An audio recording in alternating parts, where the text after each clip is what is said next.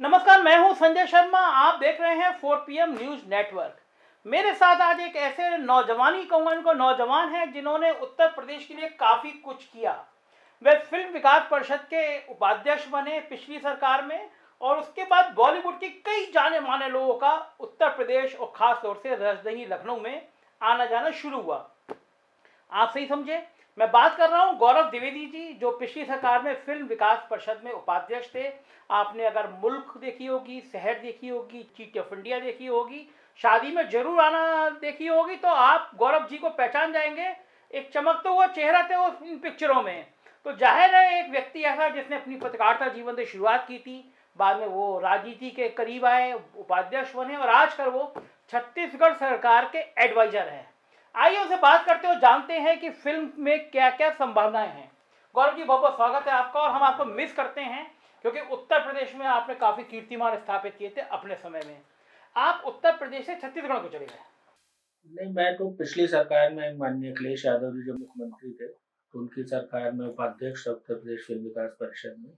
फिर नई सरकार आई तो वो टेन्योर खत्म हो गया।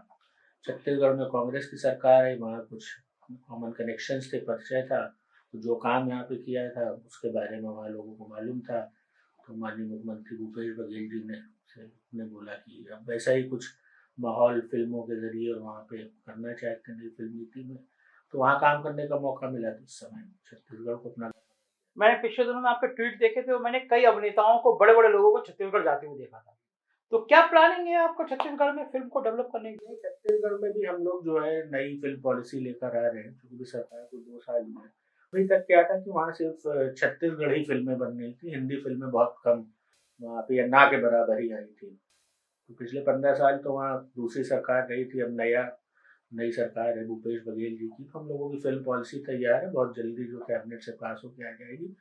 और हमारी कोशिश ये कि अब हम एक कदम उत्तर प्रदेश से आगे चलेंगे, इन द सेंस कि हम टेक्नोलॉजी को जो है अपना नया जो है एक तरीका बनाना चाहते हैं। तो post production VFX facilities Hollywood Australia या उस तरीके के बड़े स्टूडियोज या जो टेक्नोलॉजी जो समय से आगे की चीज़ें, खासतौर से भी कोरोना के बाद जो स्थिति पैदा हुई है कि जहाँ पे एक्चुअल शूटिंग और एक्चुअल लोकेशन के आगे हम जाके ज़्यादा बड़ी चीज़ों को पर्दे पे दिखाने की कोशिश करें, वो टेक्नोलॉजी के माध्यम से होगा। तो हमारा थ्रस्ट उस पॉलिसी में हुआ है। साथ ही हम लोग फिल्मों के अलावा टेलीविज़न को और जो नया मीडिया मुझे जो लगता है समय से आगे की चीज़ है, ओटीटी जो ओवर द टॉप प्लेटफॉर्म जैसे अमेज़न है, फिल्म उनको भी हम लोग सब्सिडी देंगे। आप उत्तर प्रदेश से आगे जाने की बात कर रहे हैं, हमारा उत्तर प्रदेश क्रांति कर रहा है। देखिए, इतनी बड़ी फिल्म सिटी बन रही है, पूरा मुंबई में हलचल मची हुई है। आपको क्या लगता है, टू बी वेरी प्रैक्टिकल, क्योंकि यहाँ बातें हवा हवाई ज्यादा होती हैं, लोग कहते हैं, तो ये फिल्म सिटी सही मायनों में बन जाएगी या केवल अखबारबाजी और बयानबाजी है? आपको लग रहा है कि मूर्त रूप ले पाएगी फिल्म सिटी? देखिए, जो आज की स्थिति है उत्तर प्रदेश की है, जिसकी बुनियाद पे जो आज ये सरकार ने जो फ़ायदा लिया फिल्मों का, वो हमारी पिछली सरकार में जो फिल्म नीति आई थी अक्टूबर 2015 में, उसी पे बनी हुई है। ये अच्छी बात है कि उत्तर प्रदेश में चूँकि इतनी ज़्यादा फ़िल्में शूट हो रही, हम लोगों के टाइम में जब हम थे 2 ढाई 3 साल, तो 100 से ज़्यादा फ़िल्में आ गई थी, शूट हो गई थी। इसमें से करीब हम लोगों ने 40-45 फ़िल्मों को अच्छे टर्न अराउंड टाइम में सब्सिडी भी दे दी थी। तो अब ये बुनियाद तो बन गई थी, उसके बियॉन्ड जब चीज़ें आने लगी तो उसी वजह से जो एक माहौल बना, जो ईज़ ऑफ डूइंग बिज़नेस था, आसानी से चीज़ें शूट हो रही थी, कोई लाल फीता शाही नहीं थी, लोग खुश होके जा रहे थे, पैसा भी रिलीज़ होने के बाद समय से मिल पा रहा था। तो वर्ड ऑफ माउथ जो मुंबई में बॉलीवुड में लोगों को पता चला, तो उत्तर प्रदेश में एक सिलसिला शुरू हो गया। देखिए, मूलतः अगर ये बात की जाए कि हाँ, फिल्म सिटी आनी चाहिए, ठीक है, उसका मैं स्वागत करता हूँ। लेकिन उसका प्रारूप क्या हो, कितने समय में आएगी, क्या होगा, सिर्फ हवा-हवाई बातें या सिर्फ अनाउंसमेंट हो, क्योंकि ये चुनावी साल है, साल भर भी नहीं बचा है। हाँ, मैं यही बात कर रहा हूँ, एक साल तो बचा है। आप अनाउंसमेंट कर सकते हैं, लेकिन फिल्म सिटी बनाना कोई मजाक नहीं, कोई बच्चों का खेल नहीं है। आप अगर मुंबई की फिल्म सिटी की बात करें, 1970s में बनी थी। मजे की बात ही यही कि एक आईएएस हैं गोविंद स्वरूप साहब, यूपी को बिलोंग करते हैं। वहाँ पे उस समय वो चेयरमैन थे वहाँ फिल्म सोसाइटी के सेक्रेटरी, तो वो उनकी परिकल्पना थी, उनकी सोच थी, जो उन्होंने उस समय कर ली। लेकिन आपने खुद कभी गए हो मुंबई, देखा हो कि इतना बड़ा पैमाने पे और ओवर अ पीरियड धीमे धीमे एक हेलीपैड बना, फिर एक कुछ और बना, फिर स्टूडियो आया, फिर रिलायंस के साथ टाई अप हुआ तो पोस्ट प्रोडक्शन स्टूडियो हुआ। बट वो पिछले 25-30-40 सालों में हुआ। 90s में जो आप रामोजी फिल्म सिटी हुई, उसमें हेवी इन्वेस्टमेंट हुआ, क्योंकि साउथ की पूरी इंडस्ट्री वहाँ पे है, तेलुगु है, तमिल है, अगल बगल है, तो इसलिए उसको फायदा मिला, लेकिन अब उसकी भी यूटिलिटी एक तरीके से अब खत्म हो गई। मेरा अपना मानना है कि आज की तारीख में जो फिल्में बन रही है उसमें टेक्नोलॉजी बहुत मैटर करती है। तो अब आपको एक्चुअल रियल लोकेशन पे जाने की ज़रूरत नहीं है, ना आपको जो है किसी चीज़ का सेट लगाने की। आप गाँव का अगर सेट लगाना चाहते हो तो आज की तारीख में लोग गाँव में खुद जाके शूट करना चाहते हैं।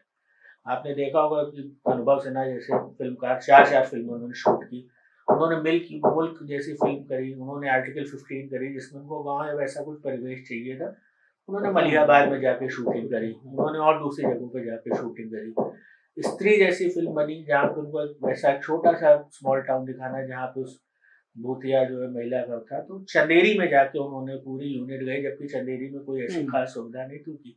तो अब फ़िल्म मेकिंग रियल स्पॉट्स पे हो रही है, तो फ़िल्म सिटी की जो ज़रूरत उस तरीके से नहीं है। दूसरा, फ़िल्म सिटी बहुत ही कैपिटल इंटेंसिव है, जिस तरीके के आप लोगों ने प्रेज़ेंटेशन बनाया, दिखाया, वो एक दिन का काम नहीं है। और उसके लिए जो आपको कम से कम 4-5 साल लगेंगे, प्लस उस तरीके के इन्वेस्टमेंट चाहिए।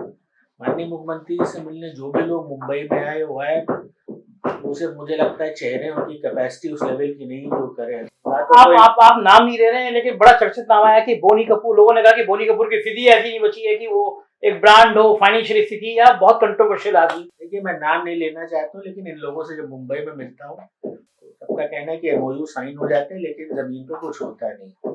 एक और बड़े फिल्म मेकर है, प्रोड्यूसर है, मेरे अच्छे मित्र हैं, वो यहाँ पे एक बहुत धार्मिक एक जो है बनाना चाह रहे थे एनिमेशन, उनका एमओयू भी साइन हुआ था जब इन्वेस्टमेंट समिट हुई थी, लेकिन उनको आज तक स्थिति है कि जमीन तक नहीं मिली उस प्रोडक्शन को कैरी तो करने के ये लिए। नौकरशाही इसमें आड़े आती है या सरकार की मंशा नहीं है, सरकार की इतनी मजबूती नहीं है जो पिछली सरकार की मजबूती थी कि इतनी जल्दी एमओयू के बाद पिक्चरों को तो खास तौर से अनुदान मिल जाते थे। देखिए, पॉलिटिकल मास्टर होता है उसके पास विजन के अलावा 10 और चीजें पॉलिटिक्स भी करने की, लेकिन बाकी जो चीजें करने वाले वो आपके साथ आपकी टीम कैसी है, क्या वर्टिकल्स है। आप एग्जाम्पल लीजिए, मैं कहता हूँ जैसे यूएस प्रेसिडेंट है, जब प्रेसिडेंट अपनी टीम बनाता है, अभी बड़ी तारीफें हो रही कि इंडियन ओरिजिन के कितने लोगों को लिया है। जब एक भाव्या लाल जैसी जिसको नासा का जो सीईओ बना है, बट उसका बैकग्राउंड देखिए भाव्या लाल का। एक चीज है कि इंडियन ओरिजिन की है, बट कितने पेपर उन्होंने रिसर्च में किया, स्पेस में उन्होंने कितना काम किया, किस लेवल की उनकी एकेडमिक एक्सेलेंस है, इसीलिए उनको उस जगह पे बैठाया गया है। तो ये भी एक प्रोफेशनल काम है, बिजनेस है। अब मैं देख रहा हूँ कि पिछले अप्रैल से लेकर भी 1.5 साल, पौने 2 साल हो गए, सब्सिडी नहीं मिली है। अजय देवगन की रेड जैसी फिल्म को नहीं मिली, आर्टिकल चीट इंडिया जैसी फिल्म को नहीं, जो 1.5 साल 2-2 साल हो गए रिलीज हुए।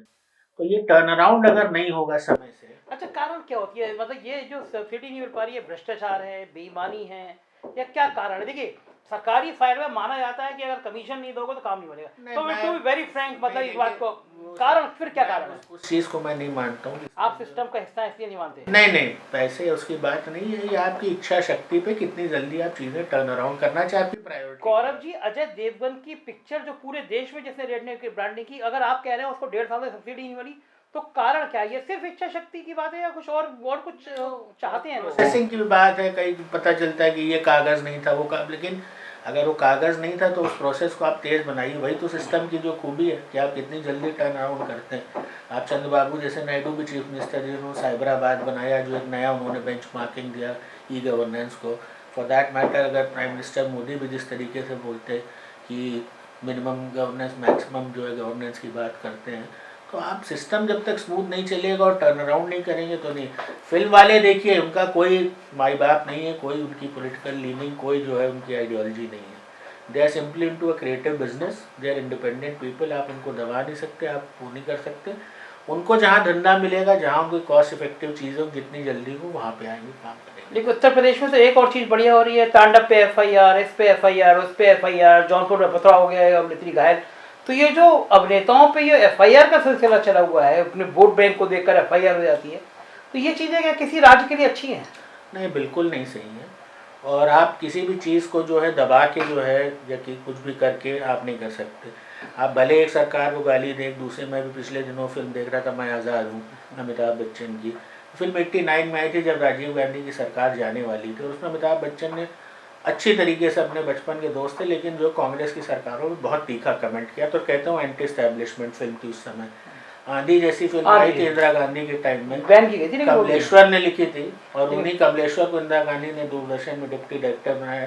और उनसे पूछा कि जो है आप आएंगे, तो कमलेश्वर जी ने बोलते हैं किस्सा बड़ा मशहूर इंदिरा गांधी का, आपको मालूम मैंने आंधी लिखी? तो इंदिरा गांधी ने बोला था मुझे मालूम, इसीलिए मैं आपको दूरदर्शन में अपॉइंट कर रही हूँ। तो वो एक जो बड़प्पन होना चाहिए, एक पॉलिटिकल मैग्नानिमिटी की बात है, वो कहीं ना कहीं मुझे लगता है आज के जीवन में कम होती जा रही है। तो हमको अगर समय से आगे देखना है तो हमको इन सब चीज़ों का नज़रअंदाज, देखिए क्रिएटिव चीज़ है ये। OTT में आज आप तांडव पे FIR करें, आप किसी और चीज़ पे कर ले, आप वो स्थिति आने क्यों दे रहे हैं? अगर सरकार ने OTT का प्लेटफॉर्म का रास्ता खोला था तो डे वन से उसको आप MIB की गाइडलाइंस बना देते, कुछ कर देते कि आप तांडव को छोड़ दी, उल्लू जैसे ऐप है जहाँ पे प्योरली जो है बिल्कुल पॉर्न जो है स्टफ दिखाई दिया जा रहा है, हर कोई डाउनलोड कर रहा है। तो क्या वो हमारे समाज के लिए अच्छा है? मुझे तो लगता है कि वो धार्मिक भावनाओं से ज़्यादा खराब है, जो आपकी एक नस्ल को बर्बाद कर रहा है। मेरे फादर IAS थे, यूपी का। तो आपने कोई डॉक्टरी में जाने की नहीं सोची ना? नहीं, मैं गया था, इंटरव्यू तक गया था, मैं IAS में नहीं हुआ। पहला तो मेरा वही था। मेरे बहुत सारे दोस्त हैं 95, 96 बैच के हैं कई जगहों पर। लेकिन हाँ ठीक है, मैं अपने आप को इम्प्रोवाइज़र मानता हूँ। चीज़ें जैसे एज इट कम्स आते हैं, मेरा जो मन है, इंटरेस्ट है, उसमें मैं पूरे लगन से काम करता हूँ। जो जिम्मेदारी जाती है वो करता हूँ। और अगर अपने आप को समझ करूँ तो हम भी दरिया हैं, हमें अपना हुनर मालूम है, जिस तरफ हो लेंगे उधर रास्ते हो जाएंगे। ये थे गौरव द्विवेदी, जिनका मानना था जिधर वो जाएंगे उधर रास्ते हो जाएंगे। अपनी जिंदगी में इन्होंने ये करके दिखाया है। उत्तर प्रदेश में मील का पत्थर बने, फिल्म विकास परिषद को बहुत ऊंचाई तक ले गए, और आजकल छत्तीसगढ़ में भी इस तरह के नए नए अभिनव प्रयोग कर रहे हैं।